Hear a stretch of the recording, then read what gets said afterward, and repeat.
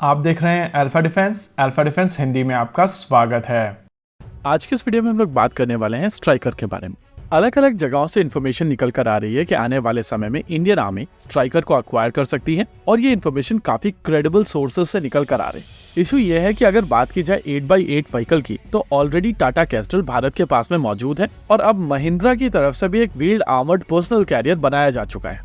ये दोनों ही design DRDO के डिजाइन है और माना जा रहा है कि टाटा कैस्टल को इम्प्रूव करके ऑप्टिमाइज किया गया है और उस ऑप्टिमाइज डिजाइन के बेसिस पर ये महिंद्रा का व्हील्ड आर्मर्ड पर्सनल कैरियर बनाया गया है। महिंद्रा का सिस्टम ना ही केवल कैस्टल से बेहतर है बल्कि अपनी इंटरनेशनल कॉम्पिटिटर्स के अगेंस्ट भी ये काफी बेहतर प्लेटफॉर्म है और कुछ समय पहले डीआरडीओ की तरफ से जो डॉक्यूमेंट रिलीज किया गया था वहां पर देखा जा सकता है कि ये सिस्टम ऑलमोस्ट सभी व्हीकल्स के कंपैरिजन में हर पैरामीटर्स में बेटर है और इसी वजह से किसी को भी समझ में नहीं आ रहा है कि इस तरीके के व्हीकल के होने के बावजूद हम लोग स्ट्राइकर में क्यों इंटरेस्टेड है। देखिए, दो थ्योरी जो चल रही हैं उनको समझना जरूरी है। एक थ्योरी में कहा जा रहा है कि स्ट्राइकर काफी पहले से ऑपरेट किया जा रहा है और इसको लेकर यूज केस से लेकर ट्रेनिंग तक हर कुछ यूएस आर्मी डेवलप कर चुकी है। ऐसे में कुछ सिस्टम्स को अक्वायर करके इंडियन आर्म फोर्सेस वो ट्रेनिंग एडवांटेज लेना चाहती हैं क्योंकि यूएस ने इनको कॉम्बैट में भी डिप्लॉय किया है। वहीं पर दूसरी थ्योरी के हिसाब से जो स्ट्राइकर्स अक्वायर किए जाएंगे वो लिमिटेड नंबर में अक्वायर किए जाएंगे और इन कम नंबर में स्ट्राइकर्स को अक्वायर करने के बाद में बेंचमार्किंग की जाएगी।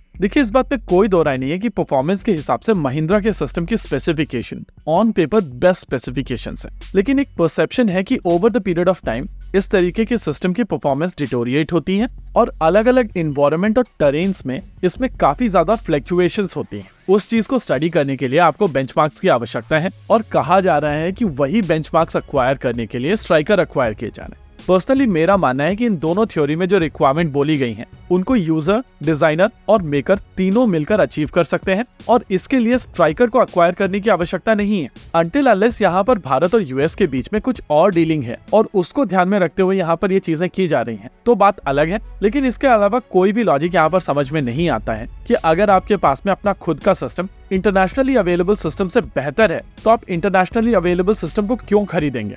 फिलहाल के लिए कहा जा रहा है कि स्ट्राइकर को लेकर एक सरकारी कंपनी के साथ में कोलैबोरेशन किया जाएगा और ये सरकारी कंपनी स्ट्राइकर भारत में बनाएगी। ये सरकारी कंपनी वेमल हो सकती है या फिर ये सरकारी कंपनी एवीएनएल यानी कि आर्मर्ड व्हीकल निगम लिमिटेड हो सकती है। इस न्यूज को लेकर काफी लोग परेशान हैं क्योंकि सभी का मानना है कि अगर आपके पास में अपना खुद का सिस्टम है तो बाहर के सिस्टम को क्यों अक्वायर किया जाए।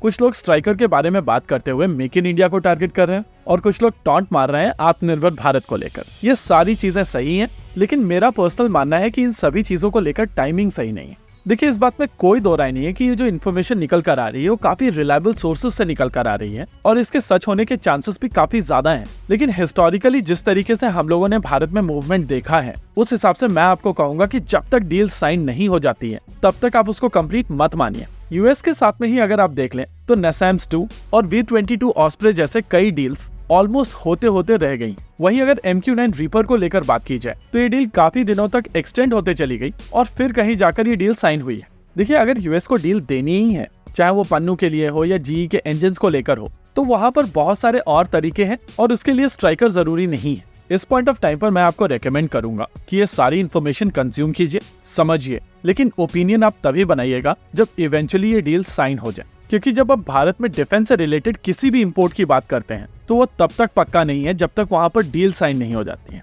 होप इस टॉपिक को लेकर आपको यहाँ पर एक बेहतर क्लैरिटी मिली होगी और इस टॉपिक पर आपके पास में जितनी भी इंफॉर्मेशन आती है उसको आप डिटेल में जाकर समझिए कि इंफॉर्मेशन निकल कर कहाँ से आ रही है, लेकिन ओपिनियन तभी बनाइएगा जब डील साइन हो जाए। इसी के साथ आज के इस वीडियो में रखते हैं केवल इतना ही। वीडियो को अंत तक देखने के लिए धन्यवाद। देखते रहिए अल्फा डिफेंस। जय हिंद।